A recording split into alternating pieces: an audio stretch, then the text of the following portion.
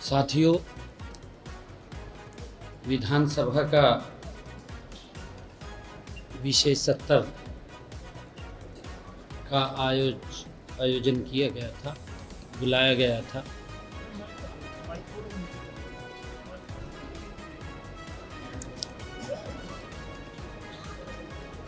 और हमारे विपक्ष के नेता चौधरी भूपेंद्र सिंह हुड्डा जी ने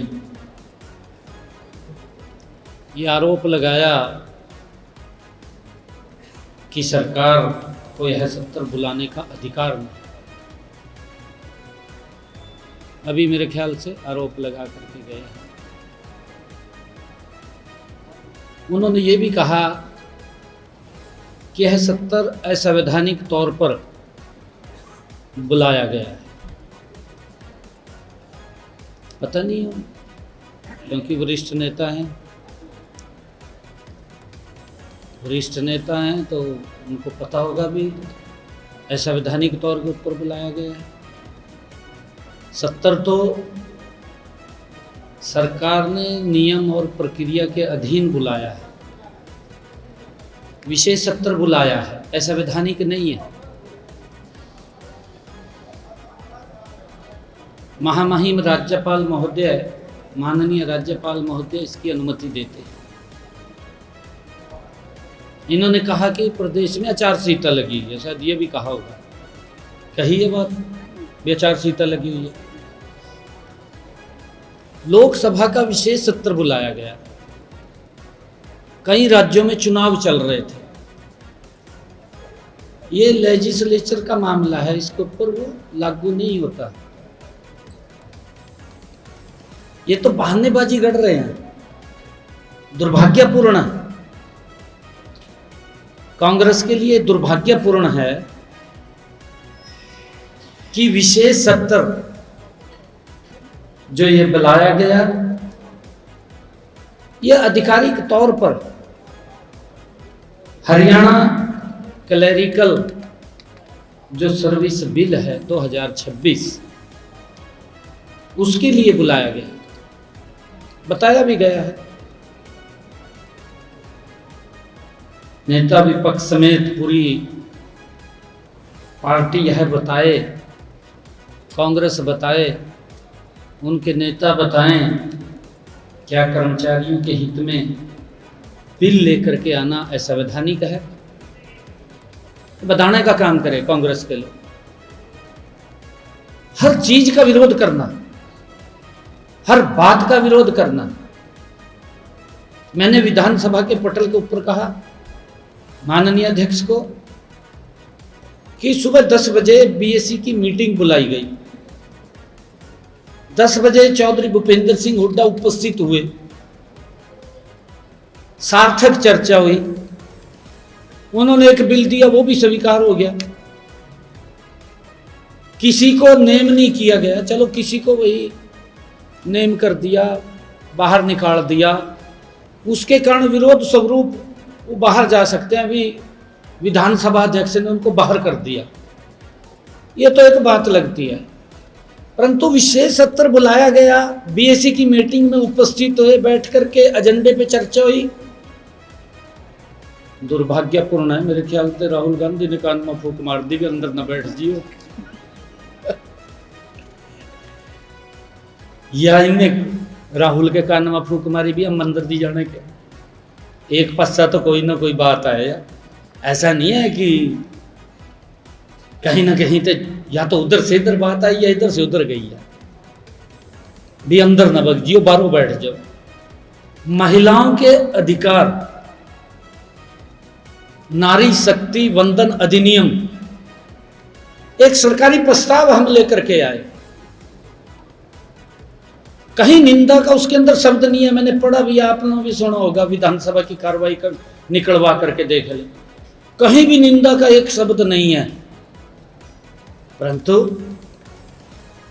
बाहर बैठ कर ये भी इतिहास में पहली बार देखा है कि कांग्रेस कितनी हताश, निराश, फेस भी नहीं कर पा रही, बाहर बैठ गए।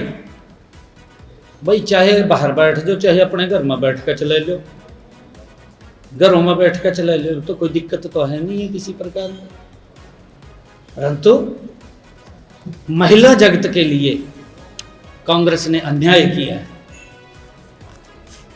साथियों, ये बिल जैसा मैंने कहा है कि हरियाणा क्लरिकल सर्विस बिल 2026 के लिए ये बुलाया गया, उनको अधिकार देने के लिए, उनकी प्रमोशन जो रुकी हुई थी, पेंडिंग थी, उसको करने के लिए, क्योंकि उनका बड़ा दबाव था युवाओं का, हमारे ऊपर बहुत दबाव था। हमने कैबिनेट के अंदर लेकर के आए, ये काफ़ी युवाओं के भविष्य के साथ जुड़ा हुआ बिल था, कैबिनेट में लेकर के आए, विशेष सत्र का आयोजन किया और उसको लेकर के हमने आज उसको पास किया है। साथियों, आज का विशेष सत्र कैबिनेट की मंजूरी से, कैबिनेट के द्वारा पास किए गए प्रस्तावों के लिए माननीय राज्यपाल की अनुमति से आयोजित किया गया। मैं नेता प्रतिपक्ष भूपेंद्र हुड्डा साहब से पूछना चाहता हूं, क्या चुनी हुई सरकार, चुनी हुई कैबिनेट, माननीय राज्यपाल सब असंवैधानिक है?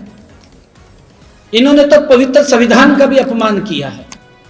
कांग्रेस का लोकतंत्र में विश्वास नहीं है, माननीय राज्यपाल में संवैधानिक पीठ है उस पर विश्वास नहीं है, कैबिनेट पर विश्वास नहीं है, विधानसभा पे विश्वास नहीं है, और ये लोग किस प्रकार से फेस नहीं कर पाए, बाहर ही बैठ गए, अंदर आने की हिम्मत नहीं हुई। महिलाओं के अधिकार की बात थी। साथियों, इस विशेष सत्र के दौरान जो सदन के पटल पर रखे गए हरियाणा लिपिकीय सेवा भर्ती सेवा की शर्तें विधेयक 2026 पर चर्चा की गई और इसे सर्वसम्मति से पास किया गया।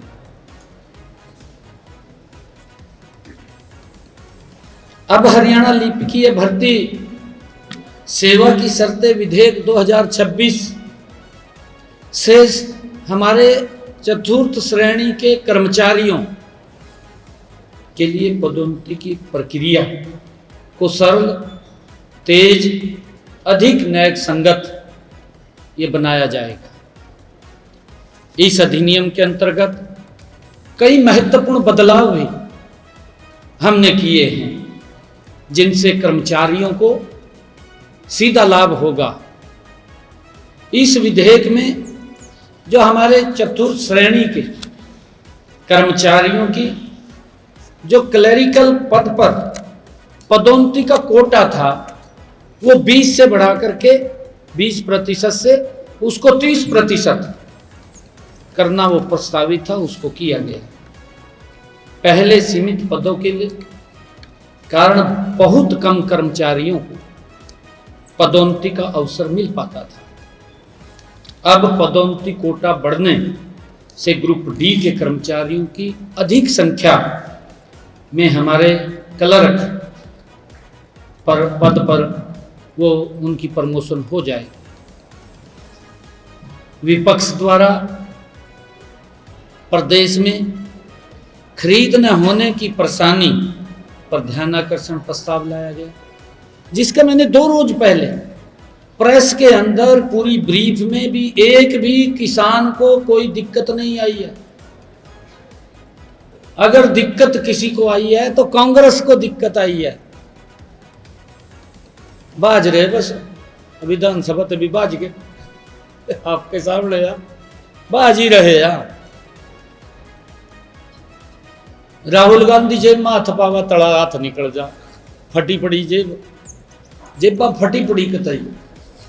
कारनामे इस प्रकार के हैं, अपने आप जेबे फाड़ ली। ये देश के लोगों ने नहीं इनको कहा था कि आप जेबे फाड़ो, देश के लोगों ने तो सिल के दी इनको, परंतु इन्होंने फाड़ ली। कितना भ्रष्टाचार हुआ, कितने घोटाले हुए। ये भ्रष्टाचार का रोक जेब में कहा, जेब तो फटेगी। ये दिखा रहा कहा कुछ नहीं है, जेब फटी पड़ी। अब तो रही कुछ नहीं, अब तो देश के लोगों ने आपको बाहर का रास्ता दिखाई दिया। अब तो पुल्ला रहा नहीं कुछ भी। दुर्भाग्यपूर्ण है, कांग्रेस ने लोकसभा में तो विरोध किया, परंतु इतनी हताश, निराश और कुंठा से ग्रसित कांग्रेस हो गई है कि अब महिला इस सरकारी बिल का भी सामना नहीं कर पाए। कैसे जाएं अंदर? अंदर किस मुंह से जाएं? अंदर नहीं जा पाए। बहुत निराशा के अंदर कांग्रेस पार्टी है। ये तो मनु ऐसा लग रहा कि शायद ये केंद्र वाला ने भला बुरा कह रहे, विथन ने ये क्या कर दिया, ये फेस नहीं कर पाए रहे। परंतु ये महिलाओं का अपमान है। मैं कांग्रेस के लोगों को कहना चाहता हूं कि आपका विधानसभा में ना आना ये महिलाओं का बड़ा अपमान है। आप वोट लेने के लिए तो महिलाओं के पास जाते हैं, परंतु जब महिलाओं को अधिकार देने की बात हो तो विधानसभा में नहीं आते हैं, फिर बाहर बैठ जाते हैं। ये चेहरा, ये चरित्र कांग्रेस का प्रदेश की महिलाओं ने देखा है, देश की महिलाएं देख रही हैं कि ये चरित्र है इनका। वोट लेने के लिए तो महिलाओं पे जाते हैं, अधिकार के लिए विधानसभा नहीं जाते हैं, बाहर बैठ जाते हैं, कई प्रकार के झूठ बोलते हैं, कई प्रकार के आरोप लगाते हैं सरकार के ऊपर। मैं धन्यवाद करना चाहूँगा देश के यशस्वी प्रधानमंत्री आदरणीय नरेंद्र मोदी जी का, जिन्होंने महिला सशक्तिकरण का बीड़ा उठाया है 2014 से। जब बेटी बचाओ बेटी पढ़ाओ का नारा हरियाणा की इस पवित्र भूमि से आदरणीय नरेंद्र मोदी जी ने दिया, जिससे लाखों बेटियों को जीवन दान मिला है, उनको सशक्त किया गया, उनको सशक्तिकरण की तरफ गति से ले जाया गया। और आज उस सशक्तिकरण के अंदर बेटी बचाओ बेटी पढ़ाओ अभियान से शुरुआत करके नारी शक्ति वंदन अधिनियम तक पहुंचाने का काम ये नरेंद्र मोदी जी ने किया। उनकी सोच है कि आज महिलाएं किसी से कम नहीं हैं, महिलाएं विकसित भारत में बराबर की हक की वो हिस्सेदारी है। इसी कारण से ये बिल आया है। आज मैं देख रहा हूँ आपके सामने हैं, हमारी कितनी बेटियां पत्रकारिता में काम कर रही हैं। आज हमारी बेटियां डॉक्टर बनकर के लोगों का जीवन बचाने का काम कर रही हैं। आज हमारी बेटियां एडवोकेट बनकर के लोगों को न्याय दिलवाने का काम कर रही हैं। आज हमारी बेटियां बॉर्डर के ऊपर खड़ी होकर के इस देश की रक्षा कर रही हैं। आज हमारी बेटियां मिग वाहन जैसे जहाज को उड़ाने का काम हमारी बेटियां कर रही हैं, परंतु कांग्रेस उनको आगे बढ़ने से रोक रही है, क्योंकि ये इनकी सोच, इनकी मंशा जग जाहिर हुई है। अब इनको कांग्रेस और इंडी गठबंधन वालों को किसी को भी कोई अब बाहर का रास्ता ये दिखाएंगे। पंजाब वाले भी बोल रहे थे, पंजाब वाले भी बोल रहे थे कि उनको कोई अधिकार ना मिले, उन्होंने भी उसका विरोध किया। पंजाब में भी पता लगेगा, अभी बंगाल के अंदर भी पता लग रहा है। जब 4 मई को रिजल्ट आएगा साफ हो जाएगी टीएमसी, बिल्कुल साफ हो जाएगी। और पंजाब के अंदर भी महिलाएं देख रही हैं, कई प्रकार के अनर्गल प्रचार कर रहे हैं ये इंडी गठबंधन के लोग, झूठ बोल रहे हैं, झूठ बोल के गुमराह करने की बात कर रहे हैं। अभी आपके सामने बोल दिया कहा संवैधानिक अधिकार था, शासन नहीं बुला सकते थे। भाई चाहे अपने आप को राजनीतिक खिलाड़ी समझ रहे हो, क्यों गुमराह कर रहे हैं प्रदेश को? इतने लंबे समय का इस विधानसभा का सदस्य है, लोकसभा का सदस्य रहा है, कई बार विपक्ष का नेता है, आप 2 बार मुख्यमंत्री रहे हैं प्रदेश के। आप किस प्रकार, किस मुंह से ये कह सकते हैं कि ये सदन असंवैधानिक तरीके से बुलाया गया है?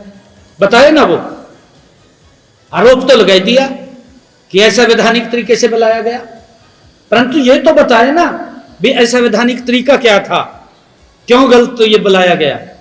मैंने कहा ना भी अभी लोकसभा का 70 चला है, 5 कई राज्यों के चुनाव चल रहे हैं, विशेष सत्र बुलाया गया, लेजिस्लेचर का मामला है, इसके अंदर कोई बुला सकते हैं, ये सरकार का अधिकार है, जब आवश्यकता पड़ती है बुला सकते हैं। इनके समय के अंदर ये तो आम सत्र नहीं बुलाते थे, विशेष सत्र तो ये क्या बुलाना है इनका, आम सत्र नहीं ये लोग बुलाते थे, ये तो बस राजी रहा थे भी सत्ता में है, इस बात पे राजी रहा थे।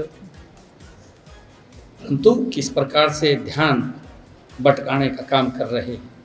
साथियों, नारी शक्ति वंदन अधिनियम पर एक सरकारी प्रस्ताव ये लाया गया है, जिसे ध्वनि मत से पारित किया गया है, लेकिन कांग्रेस आज सदन की कार्रवाई में शामिल नहीं हुई। ये दुर्भाग्यपूर्ण है। महिलाओं को कांग्रेस ने अपमानित किया है, अपमानित करने का काम कर रहे हैं। अरे आका बैठ जाते, कुछ ना बोलते। महिलाओं को ये तो लगता भी चलो वोट लेने तो आ जाने, बैठे तो आया नहीं बोल रहे कुछ, मुंह के ऊपर इन्होंने ताला ले लिया। बोलना चाहिए था आकर के अंदर, कुछ ना कुछ तो बोल दे ABCD। निमी कहते भी हम गलत लेकर आए भाई, पर अंदर आना चाहिए था। इनका विपक्ष की ये ड्यूटी थी। और कांग्रेस ने बाहर एक असंवैधानिक तरीके से डुप्लीकेट एक सदन चलाई। जब विधानसभा अंदर चल रही थी तो पार्किंग में बैठ कर क्या ढूंढ रहे थे भाई, क्या ढूंढ रहे थे पार्किंग में बैठ कर भाई? अंदर सदन चल रही है, अंदर विधानसभा अध्यक्ष ने कुर्सियों का इंतजाम किया हुआ है भी आप कुर्सियों पे बैठिए, परंतु आप इतना ज्यादा हताश निराश हो जाएंगे कि इसका सामना नहीं कर पाएंगे। ये तो महिला विरोधी भी हैं, कर्मचारी विरोधी भी हैं, ये कुंठा से ग्रसित हो गए हैं। कुछ नहीं बचा कांग्रेस के पास, ये तो मरी जा इधर उधर के झूठ फैलाते।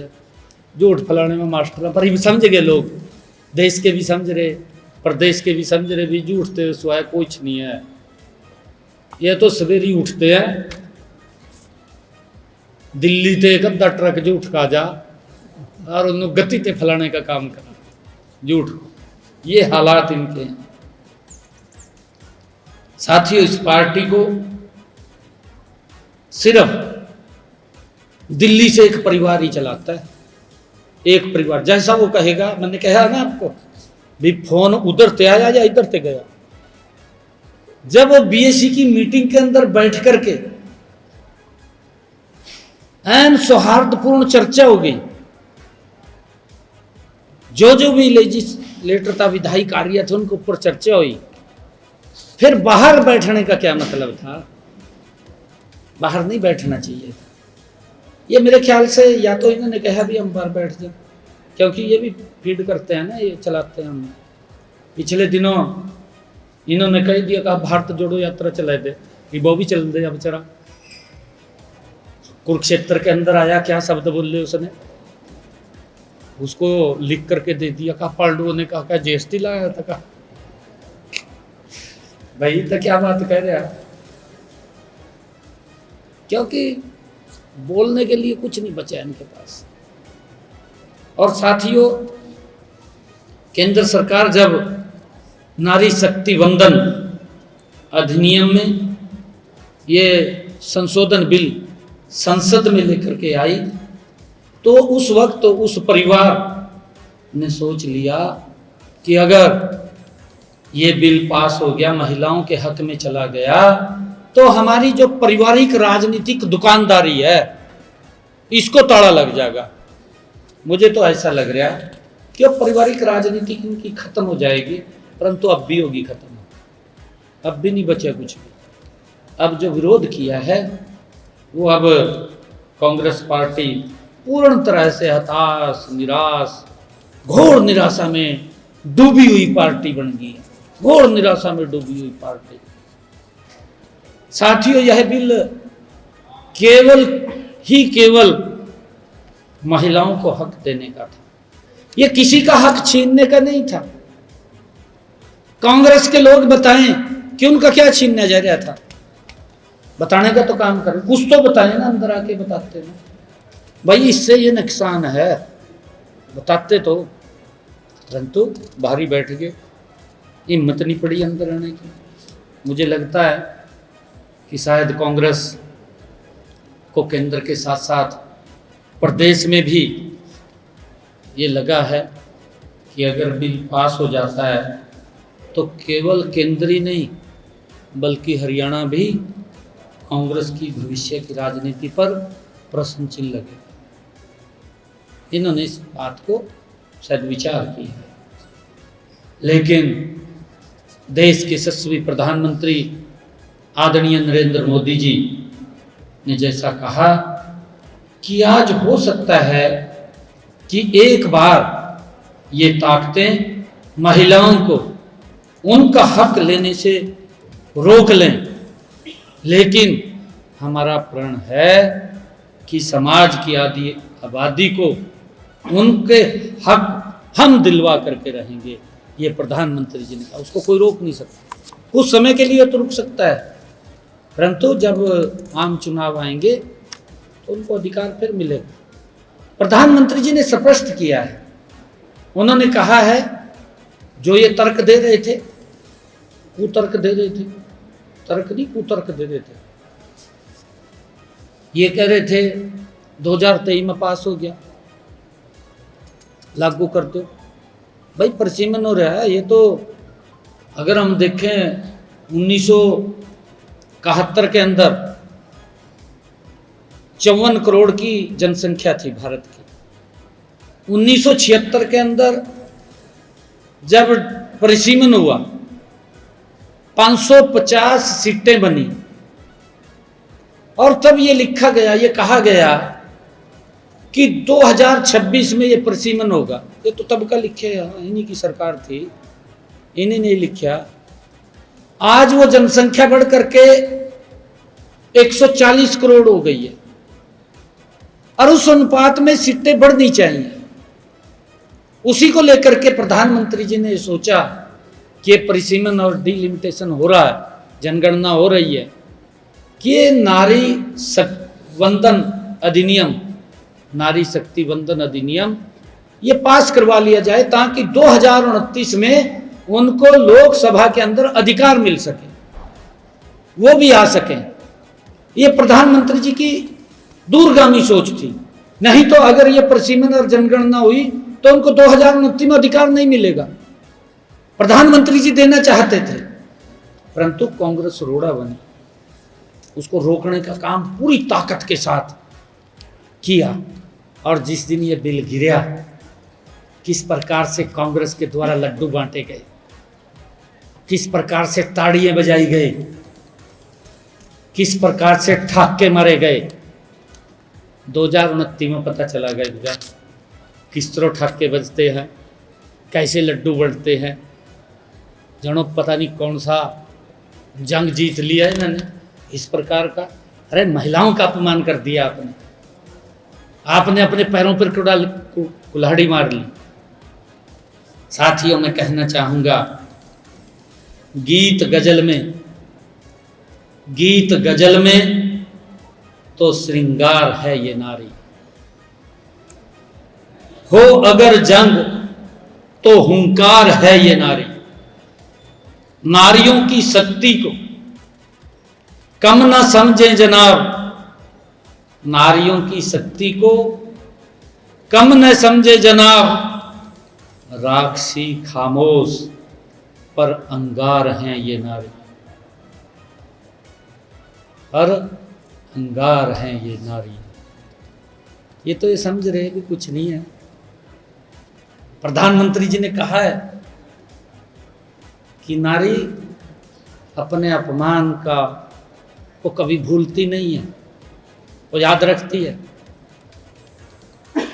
ये तो ये सोच रहे कि भूल जाएंगे, इनको सबक सिखाया जाएगा। साथियों, मैं माननीय विधानसभा अध्यक्ष जी का भी धन्यवाद करता हूं, जिन्होंने इस सत्र में सब सदस्यों को खुल करके चर्चा करने का अधिकार दिया, अवसर प्रदान किया। मैं सभी विधायकों का भी धन्यवाद करता हूं जिन्होंने सार्थक चर्चा की। उनके द्वारा किया गया विचार मंथन और निर्णय अत्यधिक रचनात्मक और उपयोगी रहा है। मैं इस सत्र को सफल करने में परिश्रम करने वाले सभी अधिकारियों, कर्मचारियों और मीडिया कर्मियों का भी मैं दिल से धन्यवाद करता हूं। Thank you.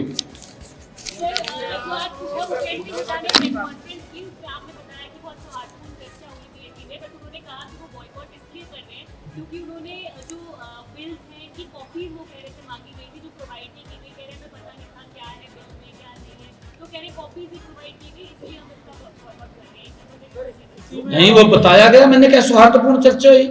उन्होंने एक बिल दिया, ये पूछना आप, उन्होंने ये प्रोक्योरमेंट को लेकर के गेहूं का बिल दिया, वो स्वीकार किया गया। कॉपी विधानसभा अध्यक्ष देगा, वो तो अंदर बैठेंगे तो सबको मिलेगी, उसमें क्या। अरे वो तो नोवा पोर्टल के ऊपर सब कुछ आता है। फिर वो तो नोवा पोर्टल के ऊपर आता है, ऑनलाइन है आजकल, तो कोई दिक्कत नहीं है किसी प्रकार की। नोवा पोर्टल के ऊपर देख सकते हैं वो। परंतु ये आरोप लगाना कि हमें कॉपी नहीं मिली है तो बहाने ढूंढ रहे हैं।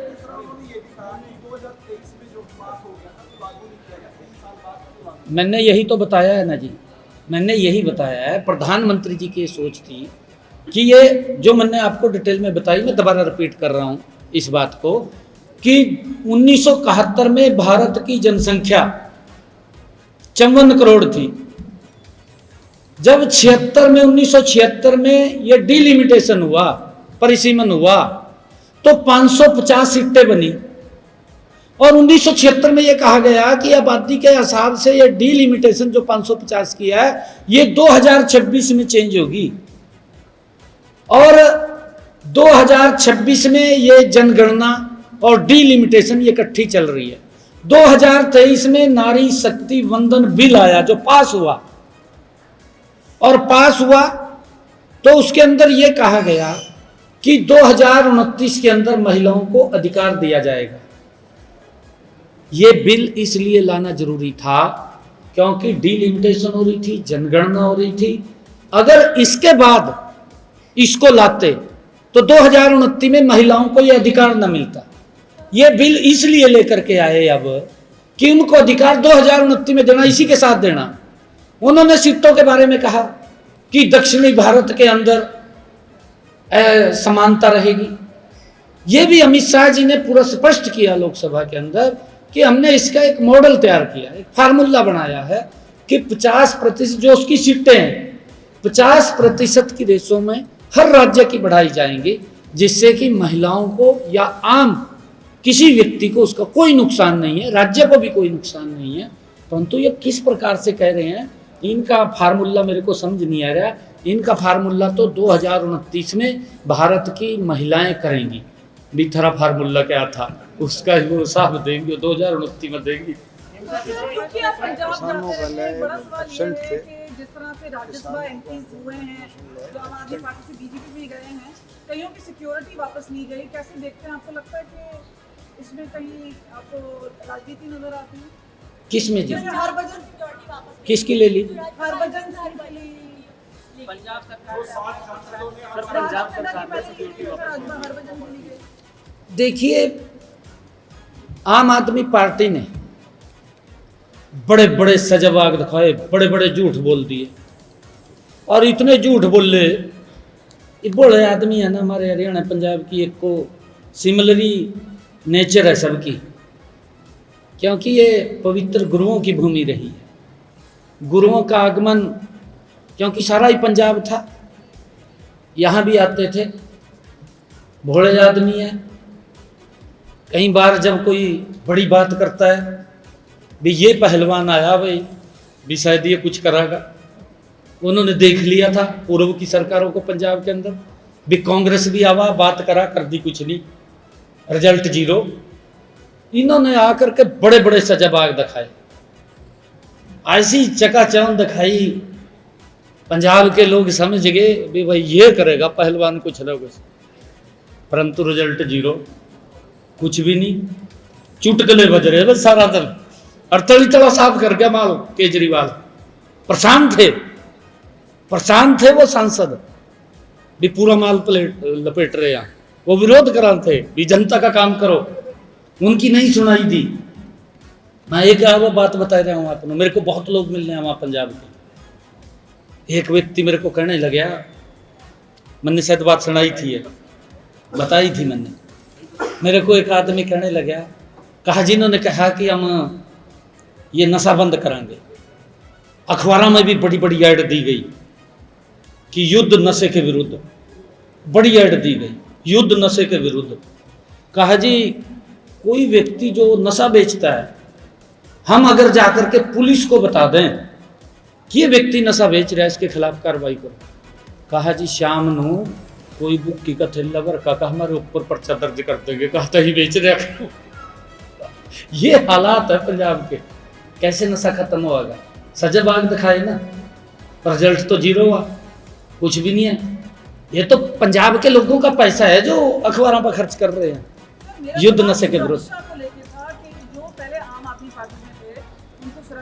मैं एक और बात कह रहा जी, जिस दिन भारतीय जनता पार्टी नरेंद्र मोदी की सरकार कमल का फूल पंजाब में खिलेगा, ये नशा बेचने वाले यहाँ से छोड़कर पाकिस्तान चले जाएंगे। मैं आज कह रहा हूँ आपके बीच में, एक को भी नहीं यहाँ रुकने देंगे, एक व्यक्ति को भी नहीं रुकने देंगे, पूरे तो छोड़कर भाग जाएंगे। किसी व्यक्ति को अधिकार नहीं है कि हमारे युवाओं को खराब करे।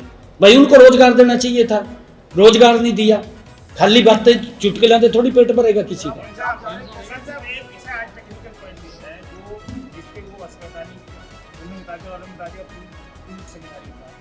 हरियाणा विधानसभा की विशेष सत्र की जो लिस्ट थी, आज का जो कार्य था, उसमें जो विधेयक लेके आए यहाँ तक उठा, लेकिन सरकारी संकल्प आएगा। एक पहले सामान्य तौर पर सरकारी संकल्प आता तो लिखा होता है एक मंत्री, हाँ लिखा है, लेकिन इस बार के जो राग जारी हुई इसमें सरकारी संकल्प जारी मंत्री का नहीं देखिए देखिए कोई संकल्प आता है, एक मिनट मैंने बता दिया था जी, ये बता दिया था और लिखा हुआ भी है उसके अंदर लिखा हुआ भी है, जो बिजनेस है उस बिजनेस के अंदर लिखा हुआ है, बात उसके अंदर लिखा हुआ है। परंतु मैं ये कहना चाहता हूँ, क्योंकि ये लोग बहाने गढ़ रहे हैं इधर उधर के और इनके पास बोलने के लिए कुछ नहीं है। थैंक यू, आप सबका बहुत बहुत धन्यवाद। $1 मिलियन ने माफी मांगी आपसे।